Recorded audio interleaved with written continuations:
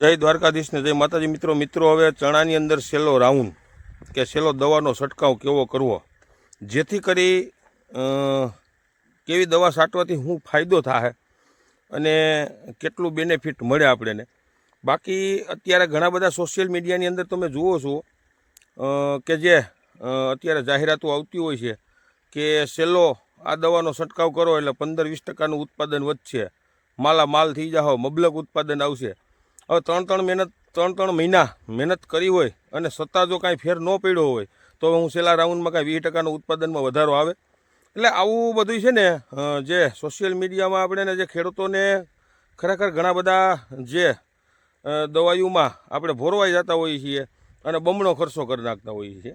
હવે કોઈ એવો ટૂંકમાં કે જે આપણે ઉત્પાદન એટલું બધું વધારે ને એવો ફાયદો ન થાય, પણ આપણે કેવી દવા મારવો કે આપણે શું ફાયદો થાય એમ, કે જેથી કરી ટૂંકમાં જે ઉત્પાદન થવાનું છે ને એ થાય, એથી ન ઘટે. એના માટેનું આપણે ખાસ ધ્યાન રાખવાનું.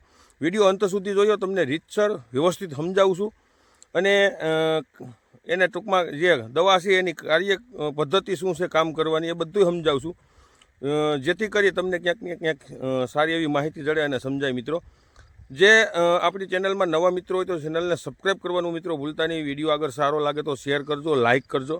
હવે આપણે જે ઉનાળુ પિત્ત મગ અને તલ થાય એના વિશેની તમામ માહિતી આપણે આપતા રહીશું.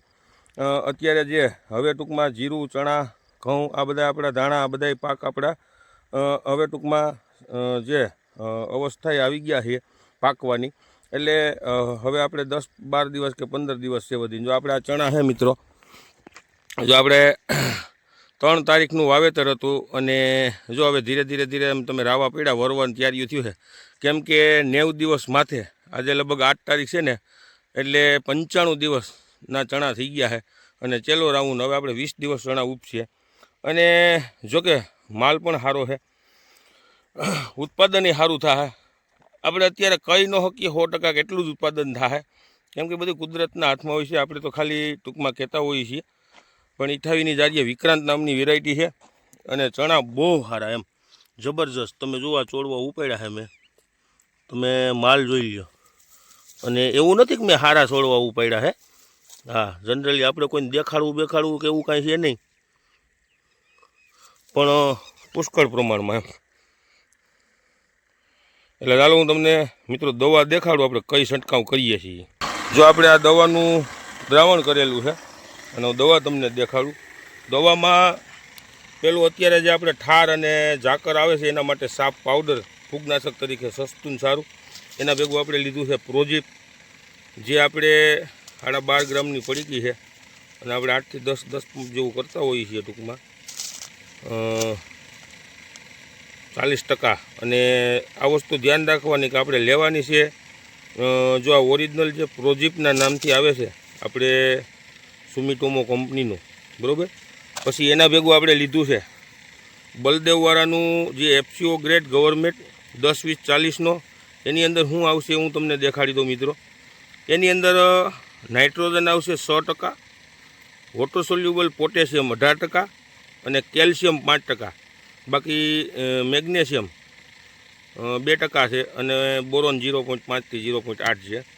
જે આનું કામ આપણે આની જગ્યાએ તમે છે ને મિત્રો, આ તમને ન જડે ને, આપણે એવું નથી, પણ આની જગ્યાએ તમે 0050નો પણ ઉપયોગ કરી શકો. અને મિત્રો ખાસ વસ્તુ એ છે જે આપણો એટમ પાવર જે પોપે 30 થી 40 ગ્રામ લેખે, આનો ઉપયોગ ખાસ અત્યારે મિત્રો તમારે કરવો. ખરેખર આ વસ્તુ જેની અંદર છે ને લિયોનાડાઇટ છે, હુમિક છે, સીવીટ છે, પોટેશિયમ છે, ફુલવિક છે, એલ્જિનિક છે. અને એ પાછું તમને કહી દઉં છું, જો ટૂંકમાં રજિસ્ટ્રેશન પ્રોડક્ટ છે અને લાયસન્સ ટૂંકમાં બધી વસ્તુ ટૂંકમાં જે વસ્તુ કમ્પ્લીટ હશે ને એ જ આપણે કહેવું મિત્રો. આપણે આલતું ફાલતું જો આવા ગ્રેડની અંદર છે ને અત્યારે માર્કેટની અંદર ધૂમ મચાવે છે. ધૂમ મચાવે એટલે કે મા બાપ વિનાનું, લાયસન્સ વિનાનું. આની અંદર જો હું તમને દેખાડું કે જો આ લાયસન્સ નંબર લખેલા દેખું. જો ખાસ તમારે ધ્યાન રાખવાનું, લિક્વિડના ગ્રેડ લ્યો ને મિત્રો, આવા લાયસન્સ નંબર છે કે નહીં લખેલા. હવે જો હું તમને કહું, આ ફૂગનાશક તરીકે સમજાઈ ગયું. આ પ્રોજીપ છે ને, પ્રોજીપ મિત્રો, એ ચણાની અંદર શું કામ કરશે દાખલા તરીકે, કે જે આ પોપટો આપણો બંધાણો છે ને, જે આ પોપટો, આ જો સેલો પોપટો છે ટૂંકમાં, આનું શું કામ કરશે કે આની ટૂંકમાં સાઇઝ વધારવાનું કામ કરશે. એટલે પોપટાની છે ને સાઇઝ આમ વધારશે, સાઇઝ એટલે મોટો કરશે. આ પ્રોજીપનું કામ આ છે. પછી એની જગ્યાએ આ આપણે જે 10-20 ચાલી લીધું ને એમાં કેલ્શિયમ અને પોટાશ અને નાઇટ્રોજન, જે આની સાઇઝ વધાર્યા પછી કે જે એની અંદર દાણો છે ને દાણાને ક્વોલિટી વજનવાળો ચમકદાર અને જે દાણો છે એ ટૂંકમાં એને ન્યુટ્રિશન ન જડે અને એને ન્યુટ્રિશન આપણે એવી રીતે અપાવીએ તો એની અંદર ન્યુટ્રિશન ન જડવાના હિસાબે જો કદાચ દાણો અંદર ન ભરાય અને પોપટો એમનું ખાલી રહી જાય અને ખાલી ટૂંકમાં નહીં રહેવા દઈએ. આ વસ્તુ આ કામ કરશે. અને આ જે આપણે એટમ પાવર છે ને, એટમ પાવર મિત્રો, એટમ પાવર એ વસ્તુનું કામ કરશે જે મૂળિયેથી ખોરાક લેવાની પદ્ધતિ છે ને, અને જમીનમાં ન્યુટ્રિશન પીડાને જમીનમાં ન્યુટ્રિશન અપાવશે.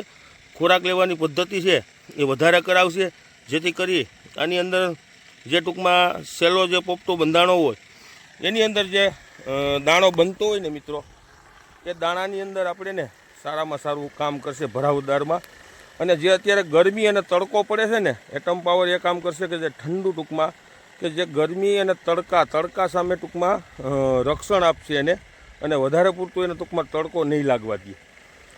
એટલે ખાસ આ મિત્રો ધ્યાન રાખજો. અખતરો કરવો હોય તો કરજો. આપણે જે વસ્તુ કીધી છે ને એ ખાલી તમે 5 વીઘાની અંદર છંટકાવ કરજો ને 5 વીઘાની અંદર ન કરતા, એટલે તમને જેથી કરી છે ને ખબર પડે. તમારે અખતરો કરવો હોય ને તો ઘણા બધા કહેતા હોય છીએ એટવડાય પ્રમોશન આ તે ફલાણું ટીકડું, એવું આપણે કોઈ દી કરતા નથી ને કોઈ દી કરશું નહીં.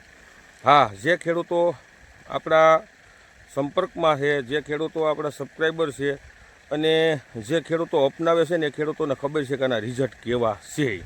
એટલે કોઈ પણ પ્રોડક્ટની આપણે ટૂંકમાં ભલામણ કરતા હોઈએ મિત્રો. બાકી ઉત્પાદન હવે જે કોઈ પણ કહેતા હોય, મેં જેમ વાત કરી એમ કે છેલ્લી અવસ્થાએ છેલ્લો ડોઝ માર્યા પછી 20-30% ઉત્પાદનના જે ફાંકા મારે છે ને એને મારા હામાં લઈ આવજો, એ વાત તદ્દન ખોટી, કોઈ દિવસ નહીં. અને બીજા નંબરમાં હવે છે ને ઘણી વસ્તુ કેવું થાય છે, તમે જોયો જેના વિડીયો જોતા હો ને અલગ અલગ ફ્લાવરિંગની દવાઈઓમાં જે એમાં એગ્રોવાળા તો આજ તમને ફ્લાવરિંગની દવા જે કંપનીની બતાવી ને 3 દી પછી વિડીયોની અંદર પાછું ફ્લાવરિંગની દવા તો ફરી જતી હોય છે મિત્રો, એની પાસે બીજી કંપનીની. કેમ કે અલગ અલગ કંપનીઓ કાયમીથી કાયમી બનાવે ને જેમાં વધારે માલ જડે એ વસ્તુની એટવડાયું કરે છે મિત્રો. પણ જે કહેવાનું ખેડૂતોને છે, ખેડૂતોને સમજવાનું છે. બાકી કંપની છે, સરકારી છે, એ બધા એકા છે, એટલે એના સામે તો આપણે કોઈ દી પૂગવાના નથી. પણ આપણે ખેડૂતોને શું કરવાનું છે ને એ વસ્તુ ખાસ મિત્રો જોવાનું છે. તો અવનવા વિડીયો મિત્રો જોતા રહ્યો. જય જવાન, જય કિસાન.